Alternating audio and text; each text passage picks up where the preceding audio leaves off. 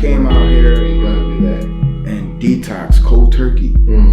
No Suboxone, no nothing, no taper here and there, nothing. I slept on the floor upstairs, kicking it. I was kicking multiple habits, not just the opiates. I was dealing with my mental health and, but I just want people to know, man, change is possible, man. It really is, man.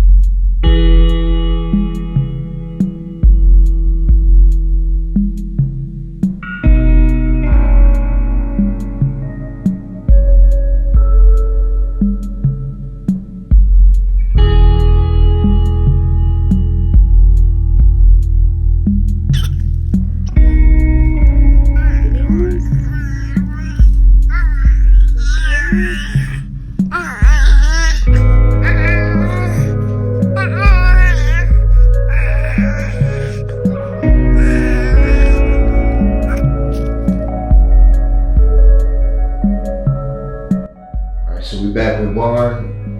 Barn, how you been doing, brother? I'm blessed, man. I'm great, man. Happy I'm still alive, still breathing, what more can I say, man? I'm riding the wave, man. So tell us, you just came up on a year, right? Yeah. All right, so tell us what has transpired in your life over the past year. And my past year has definitely turned around tremendously, words can't explain what I've been going through, I'm just, taking the blessings how they come. But within the past year, as some of you guys already know, I had a child, God blessed me with a precious boy. He goes by the name of Amir. Tell us, how old is he? He's 2 months. He just turned 2 months. Nice. Yeah. So how does that feel, having a child, knowing that, you don't have anything to worry about and you don't have to be on the run, you don't have to worry about, your kids seeing you in addiction or missing out on any part of his lives? How does that feel? Well, it's actually an experience for me as well because my firstborn, I wasn't in his life as much. I was in and out of jail. I was going through my active addiction stage. I wasn't really being a father to my firstborn, and going through this experience now it's definitely like it's new because, like I said, I've never went through the whole pregnancy with the female prior to now, and it's dope, man. And I'm just, taking it in, man. I'm a little overwhelmed, but, cause it's new. Yeah. But yeah, I'm ecstatic. I mean, I can't stop smiling every time I see his face, He definitely changed my life drastically, and yeah, man, I'm just blessed, man. I'm blessed.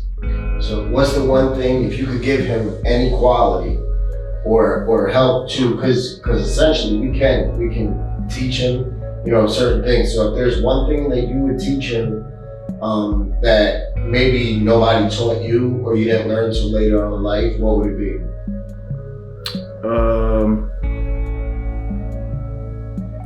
I would have definitely taught him to have an open mind about life, not to because we're coming up in a world that people are a lot judgmental, and people tend to put a stamp on a person, you know, whether they be transgender, active addiction, you know, bisexual, whatever the case may be, you know. I don't want my child to grow up and, you know, look at people like, oh, the world said they're this type of person, so you gotta call them this type of person, you know?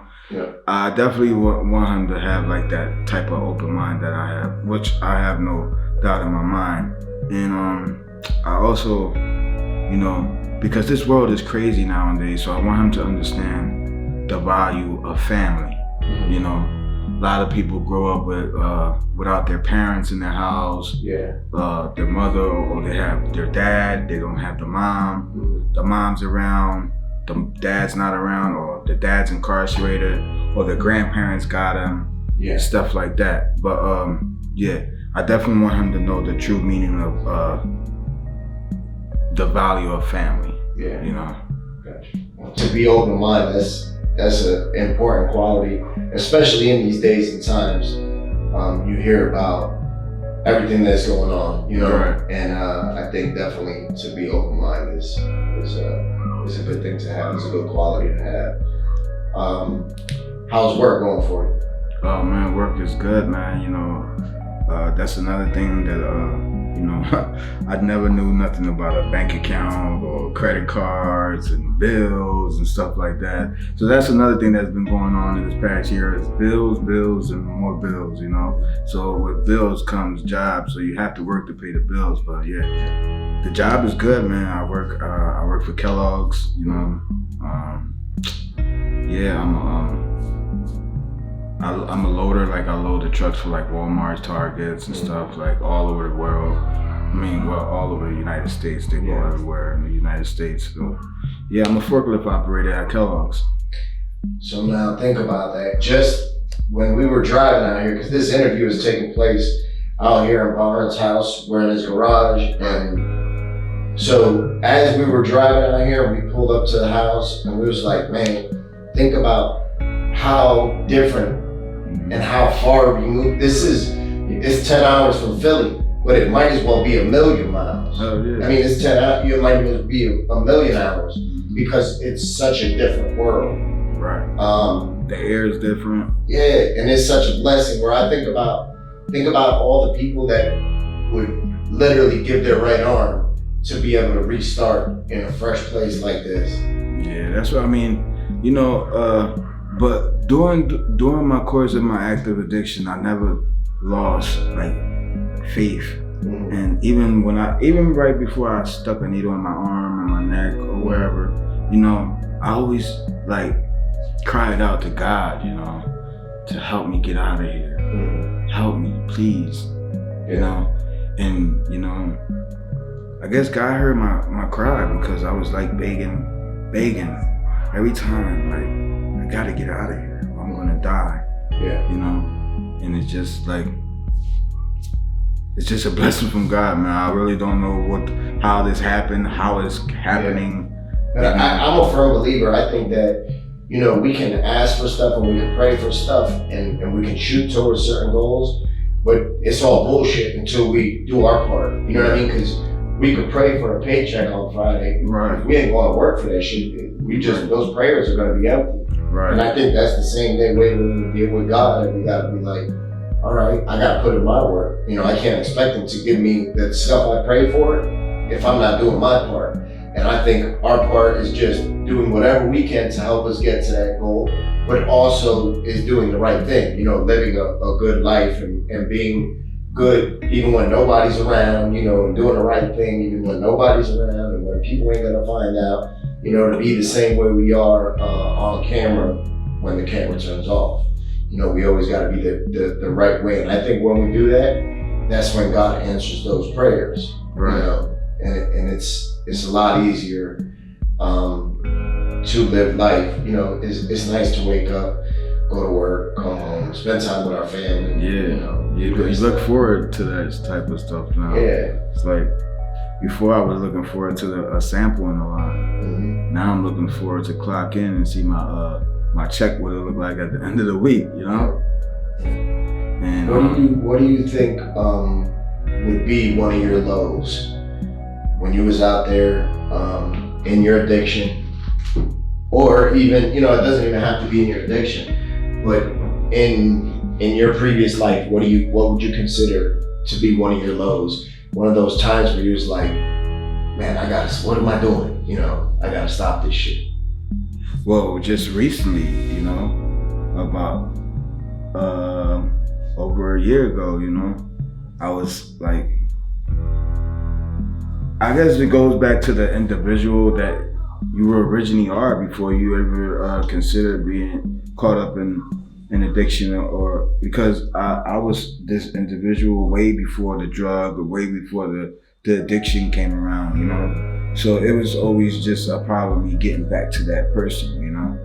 And you know, my lows was this time around where I was just living in shelter to shelter, sleeping on Kensington streets, you know, wearing the same clothes, you know, waiting for to people to call out samples. You know, it's like that's what you live for in Kensington. You know, you live for that sample in the morning. You know, you gotta be up, ready, make sure everything's, you know what I'm saying, secured. So when they call them samples, you up and ready, you know? Yeah, you ready to go. Yeah, and that's definitely my lows. I can't see myself being in the sample line. Yeah. And the dopest thing is that you don't have to be, you know what I mean? You don't never have to be in that line here. Right. That's the dope thing. Absolutely. What's some of the goals that you've set for yourself? Where do you hope to be in the next 12 months? Well, I'm working on fixing my credit right now. Mm-hmm. So with fixing my credit, of course, you know, after credit, you start to look for property, you know, so hopefully, you know, I'm also, you know, looking forward to getting married. Mm-hmm. I have a beautiful girl that loves me, so, you know, I'm looking forward for that too as well, you know. But like I said, you know, I'm working on my credit and, you know, obtaining property. That's my goal, is to obtain the property. But out here, the property taxes are crazy. So yeah, I don't know how we're gonna go about getting property out here, but that's the goal. Yeah, that's something you know, when you get to that point, you worry about it then. Right.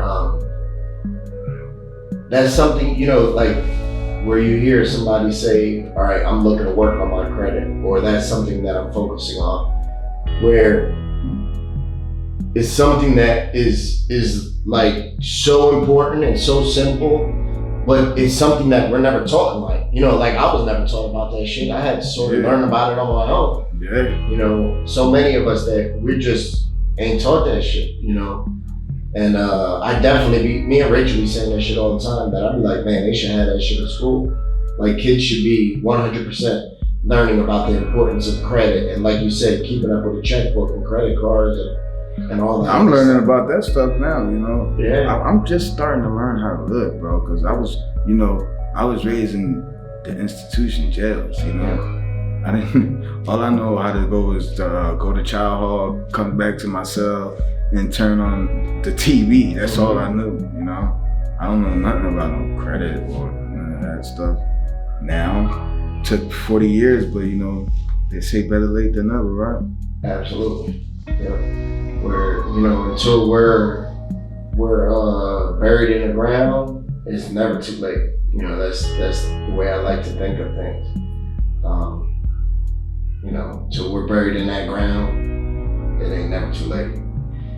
What's some of the things that you enjoy doing now? Some of the things I enjoy doing now, man, is of course, you know,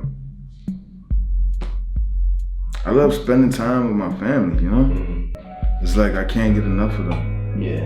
You know? It's like, I don't know, I really don't do much but go to work. I mean, I might go out with my coworkers here and there, but like, I just, you know, I try to help as much as I can at home. Yeah. You know, I just chill at home for real. Yeah, that's the same way I am. You know. Yeah. It's that I'm playing the daddy life. It's the daddy life. Exactly. You know, it's a good life.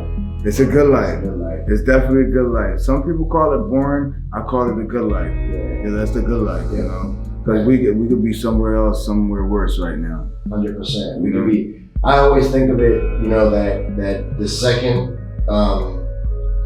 that I want to sit there and be like, man, this shit is boring. I can remember trying to raise my kids through a visiting room through phone calls. Yeah. You know, and I don't want that whatsoever. Yeah. Every time the fall comes around and starts getting cold, it reminds me of being in the penitentiary. I don't know why, but every time it turns into this weather, it reminds me of them taking, you know, a backyard away, and now we got to be in a day room. If we're lucky enough to have a jail that we're allowed to be in the day room, you know, I just hate this shit. I hated it with a passion. Yeah. Walking a child when it's dark outside. You know? Yeah, that was the worst. Man, I hated that shit. I'm just grateful that we don't have to do that anymore. You know, very grateful. Oh, I don't even smoke cigarettes anymore. It's been over a year. I don't smoke cigarettes. That's something that I thought I never would give up in my life. But I don't even smoke cigarettes no more. What was the main thing that made you, or was there something like specific that you was like, I just don't want to smoke anymore? Or do you think it was easy to give up once you stopped? To be honest with you, bro, it's like, it was just like a calling, because this is like God's honest truth. Like, it was like, the way it was in line, it was crazy, but it was like a calling, because since I set foot out here, my whole life changed completely. Since I set foot out here. Yeah. And it goes back to the same people, places, and things, you know. You must change your people, places, and things in order to change, you know. Yeah. And if you don't make a change, then nothing's gonna change. So my mind was already met up when I got out here. Everything must change. So I gave up cigarettes. I gave up, you know, little dumb habits that I had, because it doesn't go back all the way to the drugs. You know, sometimes people still be addicted to the lifestyle, or, you know, addicted to something else that can lead you back into a relapse or something like that.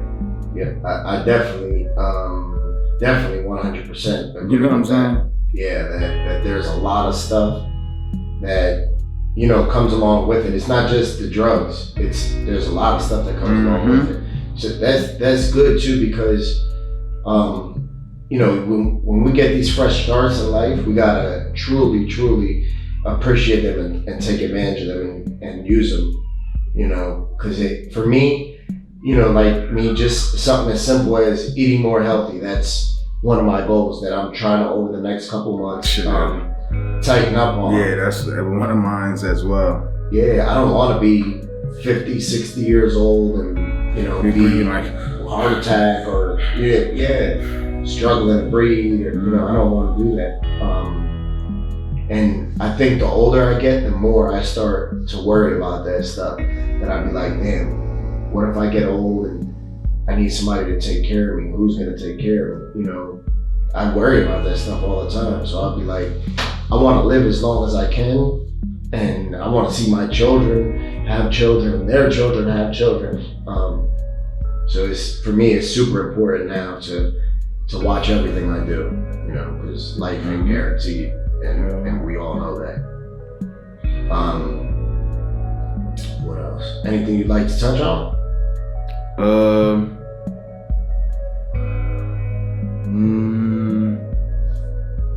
I'm just blessed, man. I want people out there to know that, you know, you have to, if you want change, you have to go out there and get it. You can't continue to sit around and wait change to come to you, because if you want to change is out here, you know. I know people saying, oh, you got it easy, you're not out here where we're at, you know. But I came from where you guys are at, and but I just was, right? You know, I was just out there, like literally just out there, you know, with a needle in my neck. Yeah. And look at me, you know. And I'm not like I don't want people to get that misinterpretation that I'm tooting my own horn or anything like that, because I never forget where I come from, and I can end up there any second, you know, any minute, any second I could be right there, you know. But I just want people to know that, you know, like, change is possible, man. You just have to go out there and get it, and it's out there. Exactly. Nobody's gonna knock on our door and be like, yo, you want a good life? Yeah, here you go. There you go. You want to get sober? Here. Yeah, that's what's not gonna happen. You know, I came out here ain't gonna do that. And detox, cold turkey. No Suboxone, no nothing, no taper here and there, nothing. I slept on the floor upstairs, kicking it. I was kicking multiple habits, you know, not just the opiates. I was dealing with my mental health, and you know, but I just want people to know, man, change is possible, man. It really is, man. You know. So touch on that a little bit for us. So you came out here. You said you was kicking, right? All right. So how was that? First of all, what drugs were you detoxing from? I was detoxing from opiates, any opiates, fentanyl, whatever opiate it was available. Yeah. You know, but majority fentanyl, meth. You know, meth was more of a mental. It's more like, you know, it's not like a physical withdrawal. It's more like a mental. Okay. So I was kicking that as well. Yeah, those like majority of the main drugs that I was indulging at the time before I came out here. And not so much the fentanyl, I was more indulging with the meth, you know. Okay. And yeah, it was more like my significant other, she could tell you like, yeah, and y'all already know, Heaven already, she was upstairs with me on the floor, like, get up. Y'all seen my 6 months video, like I was, you know, I was out here going through, it was a point where I was like, man, I'm out of here. I was like, yo, I was ready, like, yo, man, I can't do this. You gotta drop me off somewhere. What kept you? I kept praying. I kept praying, bro. Like, I like when I was out there, I was like, you know, give me the strength to get back on this plane, because I wasn't gonna come back. Yeah. You know? Now, did you have that in your mind already before you left? What? Like, had that reservation in your head where? No. All right, I'm not even gonna come back, I'm just gonna go. No, I didn't, it wasn't no type of reservation, but did I know better? Yeah. Did I know better, like going out there so soon like that? Yeah, I knew better. But my intentions, you know, our intentions are always pure. Yeah. But when we get there, it's a whole different ballgame. Yep. You know, I could, you know, as soon as I got down there and I smelled the air, I was like, oh man. Man. Listen, I speak about that a lot, where I be like, as soon as I smell that Kensington air, or that Philly air, period, for me, it does the exact opposite. I'll be like, oh, hell no. I gotta go. Yeah, I'd be like, I don't want to nothing about drugs. That's what it does to me, when I get down there. How long did that last with you going through, you know, through withdrawal? Well, like I said, yeah, I used to get up in the middle of the night, sleepwalking and everything, bro.